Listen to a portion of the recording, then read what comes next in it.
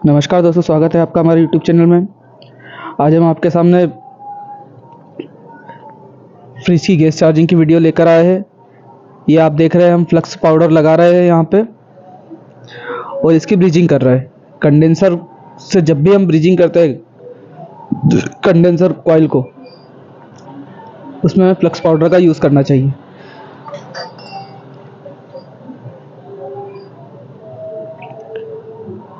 अब आप देखेंगे इसमें हम एनआरवी ब्रीजिंग करेंगे।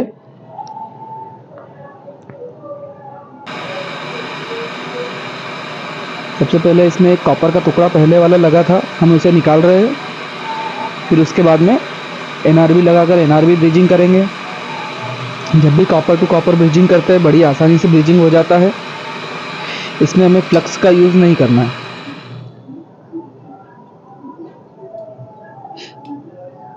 ये देखिए, हमने अब यहाँ पे एनआरवी लगा दी है।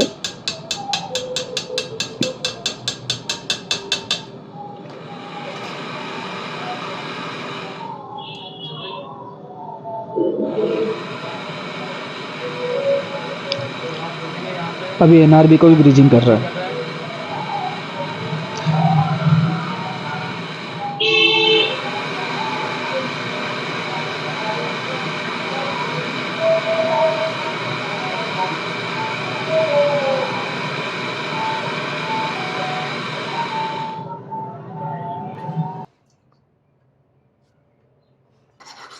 अब आप देखेंगे यहाँ पे हमने ये फिल्टर के यहाँ पे भी एक पाइप का टुकड़ा लगा दिया है कंडेंसर और फिल्टर के बीच में, कॉपर पाइप का।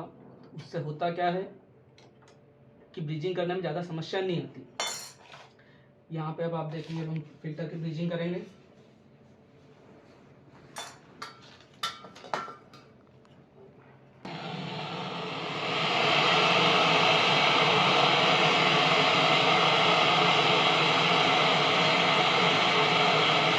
आप फिल्टर की ब्रीजिंग करते हैं तो कॉपर पाइप की वहाँ पे आपको एक फ्लक्स पाउडर लगाना जरूरी है। इससे होता क्या है, ताका अच्छा मजबूत लगता है, ब्रीजिंग जो आपकी है वो अच्छी मजबूत होती है।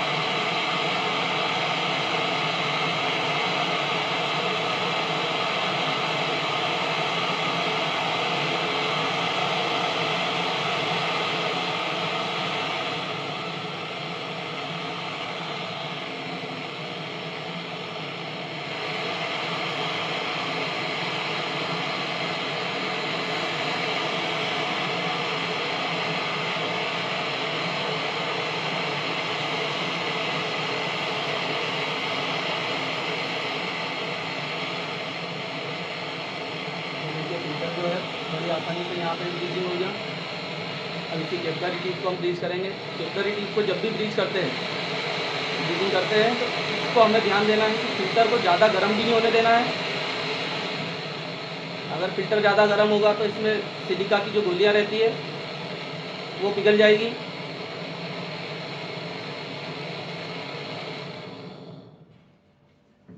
ये देखिए आप, यहाँ पे फिल्टर भी ब्रीजिंग हो गया इसका। अब हम इसका रिटर्न प्रेशर चेक करेंगे। यहाँ से कंप्रेसर एक बार चालू करके, कहीं ऐसा तो नहीं कहीं लीकेज हो या ब्लॉकेज हो, इसके लिए हम इसका कंप्रेसर चालू करके चेक करेंगे।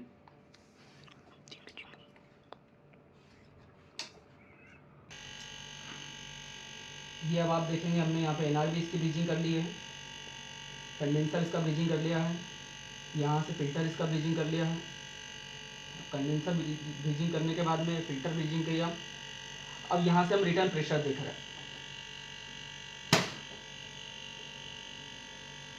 अगर रिटर्न प्रेशर बराबर आ रहा है तो आपका ब्रीजिंग सही है, कहीं से भी आपकी जो ये एनआरवी है वो ब्लॉकेज नहीं है। अब आप थोड़ा सा इसको फ्लैशिंग कर लेंगे। फ्लैशिंग करने से क्या होगा, इसके अंदर जो भी ऑयल है वो बाहर आ जाएगा। पहला तो वो ऑयल इसका बाहर आ जाएगा, जो भी इसके फ्रीजर या कूलिंग कॉइल के अंदर ऑयल है वो सब बाहर आ जाएगा।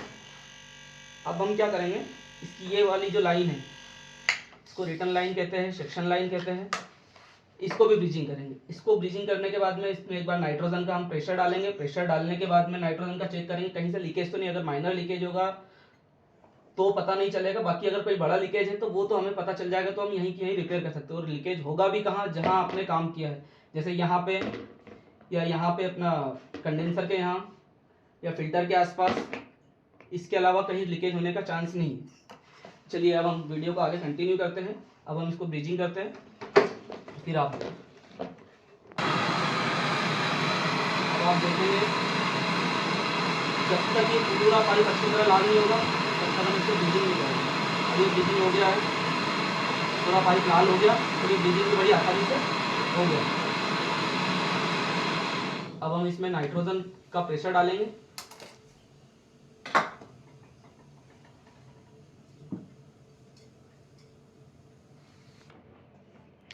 अब आप देखेंगे ये नाइट्रोजन का सिलेंडर है हमारे पास में, ये देखिए। और इसमें जब भी आप नाइट्रोजन सिलेंडर यूज़ करते हो तो 2-वे वाल्व वाला ही हमें वाल्व यूज़ करना है, मीटर यूज़ करना है मतलब। इसके बाद में ये यहाँ से हमने इसमें प्रेशर भर दिया है। देखिए आपको मैं दिखाने की कोशिश करता हूँ, ये देखिए ये इसका प्रेशर भर दिया है। अब हमें देखना ये है कि इसका प्रेशर डाउन हो रहा है या नहीं। अभी आप देखेंगे कि अगर लीकेज होता तो इसका प्रेशर डाउन होता। अभी फ़िलहाल की कंडीशन में तो इसका प्रेशर डाउन नहीं हो रहा है, ये देखिए। फिर भी हम इसका एक बार हमारी तसल्ली के लिए इसका लीकेज चेक करेंगे। अगर यहाँ पे लीकेज होता तो इसमें बुलबुले आते हैं, मतलब यहाँ लीकेज नहीं है। इसके बाद यहाँ हमने जॉइंट लगाया था कैपिलरी को, यहाँ चेक किया, यहाँ भी लीकेज नहीं है। जहाँ जहाँ हमने इसकी ब्लीचिंग की थी उन सब जगहों पे हमें शैम्पू लगाकर या सर्फ लगाकर चेक करना है। ये देखिए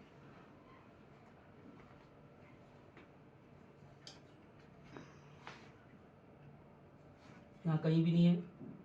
जहाँ हमने इसे पाइप लगा रखा है एक बार यहाँ भी देख लेंगे। कई बार क्या होता है हम पाइप के यहाँ से भी लीकेज रह जाता है, हम यहाँ भी देखेंगे, ये नहीं है कहीं भी। अब इसको हम 10 से 15 मिनट के लिए होल्ड करेंगे। प्रेशर डाउन हुआ तो फिर इसका वापस लीकेज चेक करेंगे। वैसे तो लीकेज है नहीं, फिर भी हम एक बार 10 मिनट के लिए इसका प्रेशर होल्ड करेंगे। अब आप देखेंगे इससे 10 से 15 मिनट हो गए हैं, हमने वीडियो पोस्ट कर दी थी, इसमें लीकेज नहीं है। अब हमने क्या किया, इससे हम वैक्यूम पे लगाएंगे। ये देखिए यहाँ पे हम इसे, ये वैक्यूम पंप रखा हुआ है। अब वैक्यूम चालू करेंगे और वैक्यूम करीब करीब मान के चलिए आपको आधी घंटा वैक्यूम करना ही है। अगर आपने आधी घंटे वैक्यूम कर लिया तो आपका जो फ्रिज का परफॉर्मेंस है वो बहुत बढ़िया आएगा। और ख़ासकर बारिश का मौसम या मॉइस्चर हो, जिस मौसम में ठंड का मौसम हो, इस समय आपको वैक्यूम आधी घंटे चलाना ही चलाना है। एक बार गर्मी का मौसम हो तो आप फिर भी ठीक है 20 मिनट चला सकते हो, पर उसके लिए वैक्यूम पंप आपका बड़ा होना चाहिए। चलिए अब हम वैक्यूम करते हैं इसका चालू।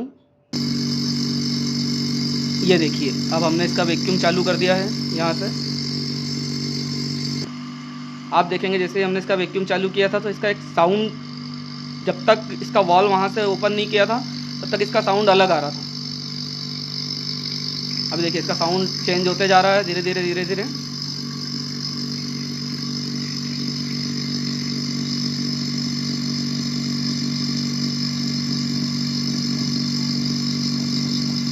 और ये कांटा भी हमारा वैक्यूम की साइड बढ़ गया।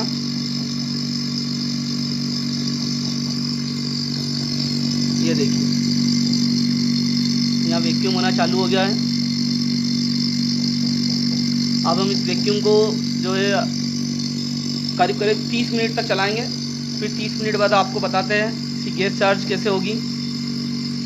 वो वैक्यूम की भी एक स्टेप है कि आप यहाँ से वैक्यूम कुछ देर के लिए बंद करके होल्ड करके देख सकते हैं। अगर कांटा आपका वैक्यूम टूट रहा है तो लीकेज है। हालांकि हमने नाइट्रोजन भरा है तो हमको ज़रूरत ही नहीं है। कई बार नाइट्रोजन नहीं होता है, उस कंडीशन में क्या करना है, हमने जैसे ही वैक्यूम पे लगाया, वैक्यूम पे कांटा गया, आप वैक्यूम बंद कर दीजिए थोड़ी देर। अगर वैक्यूम टूट रहा है, मीटर लॉक करने के बाद में वैक्यूम टूट रहा है तो फिर आपका कहीं ना कहीं लीकेज है। हालांकि हमारे पास में नाइट्रोजन था इसलिए हमने इसको होल्ड नहीं किया वैक्यूम को। चलिए अब हम आधी घंटे बाद आपको फिर वापस से जब गैस चार्ज करेंगे फिर बताएंगे। अब आप देखेंगे यहाँ पे हमें वैक्यूम लगाए को करीब करीब 27 से 28 मिनट के समथिंग हो गए। हमारा वैक्यूम प्रॉपर चल रहा है, ये देखिए।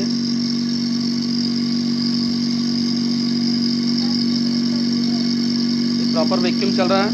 अब हम इस वैक्यूम को बंद करेंगे और इसको थोड़ी देर के लिए होल्ड पे छोड़ने के बाद में फिर इसमें गैस चार्ज करेंगे। सबसे पहले हमें करना क्या है, यहाँ से जो इसका मीटर है हमारा, इस मीटर को लॉक करना है। इसको हमने यहाँ बंद किया। बंद करने के बाद में वैक्यूम पंप को बंद करेंगे। ये वैक्यूम पंप हमारा यहाँ से बंद हो गया है। इस वैक्यूम पंप की यहाँ से पिन निकाली। सबसे पहले इस वैक्यूम पंप को हमें अलग रखना है। तो कभी भी ध्यान रखिए, आप अगर जो भी आपके औजार है उन्हें आप सुरक्षित रखेंगे तो आप अच्छी तरह और अच्छा काम कर सकते हो। तो ये देखिए हमारा जो वैक्यूम पंप है, इसकी जो केप थी हमने इसे वापस लगाकर इस वैक्यूम पंप को साइड में रख दिया। अब इसे हम होल्ड करेंगे, कुछ देर रुकेंगे। अगर इसका वैक्यूम टूट रहा है तो लीकेज है, और इसका वैक्यूम नहीं टूट रहा है तो लीकेज नहीं है।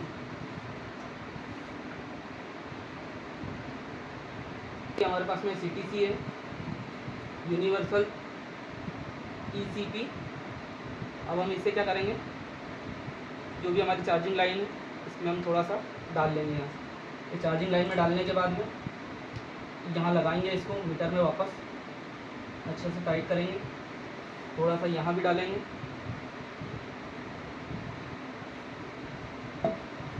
अब कभी भी गैस चार्ज करने के पहले हमें यही देखना है कि इसमें गैस कौन सी थी। अब आप यहाँ देखेंगे R600 है कंप्रेसर के ऊपर, ये देखिए यहाँ पे R600 लिखा हुआ है।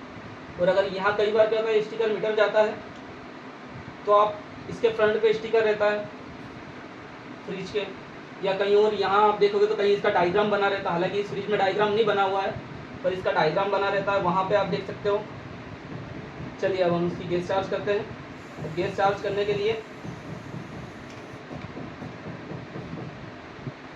क्या करना है हमें, यहाँ से अभी हमने इसको यहाँ से खोला था तो इसके अंदर एयर चली गई थी, उस एयर को यहाँ से लीकेज कर, ये एयर यहाँ से सारी एयर निकाल। एयर निकालने के बाद में आप देखेंगे फिर हमने इसमें गैस छोड़ना है। गैस कभी भी एक साथ नहीं छोड़ना है, 2 से 3 स्टेप में छोड़ना है। R600 है, R600 का जो प्रेशर रहता है वो 40 से 50 रखना है हमें, 40 से 50 PSI, इससे ऊपर नहीं ले जाना है। स्टैंडिंग प्रेशर, इसका जो रनिंग प्रेशर है ओनली वैक्यूम टूटता है, मतलब 0.1 पे इसका जो रनिंग प्रेशर है वो 0.1 पे रहता है। अब आप देखेंगे हमने इसमें 40 पाउंड गैस डाल ली है, मतलब 40 PSI गैस डाल ली है। अब हम क्या करेंगे, इसे यहाँ से ऑन करेंगे कंप्रेसर को। इसके लिए हमारे पास एक क्लैंप मीटर है, इस क्लैंप मीटर को भी हम ऑन कर लेंगे। ये देखेंगे आप, ये क्लैंप मीटर को भी हमने ऑन कर लिया। अब हम इसे यहाँ चालू करते हैं। ये चालू किया। अब आप देखिए यहाँ पे जो इसका एम्पेयर है वो धीरे धीरे नीचे जा रहा है, और यहाँ से आप देखेंगे तो इसका जो गैस है वो भी मेंटेन होना चालू हो गई है। अगर फ्रिज के डायग्राम पे कहीं लिखा है कितने एम्पेयर लेना चाहिए तो आप देख सकते हो, नहीं तो अगर सिंगल डोर का फ्रिज है 180 लीटर के समथिंग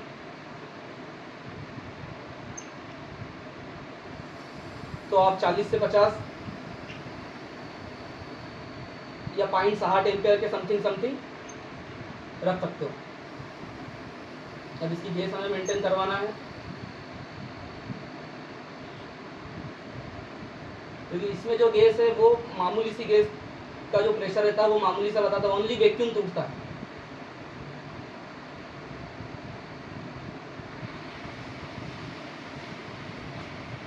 चलो ये देखिए, अब आप हमने यहाँ पे इसमें गैस डाल दी है और इसका ओनली वैक्यूम तोड़ा है। ये आप देखेंगे मेरे हाथ के यहाँ पे मैंने इसका ओनली वैक्यूम तोड़ा है। तो इसका जो कंडेंसर है, ये कंडेंसर में प्रॉपर हीटिंग आने लग गई है। मतलब अगर आपका कंडेंसर में हीटिंग आने लग गई तो आपकी कूलिंग बहुत बढ़िया आ रही है।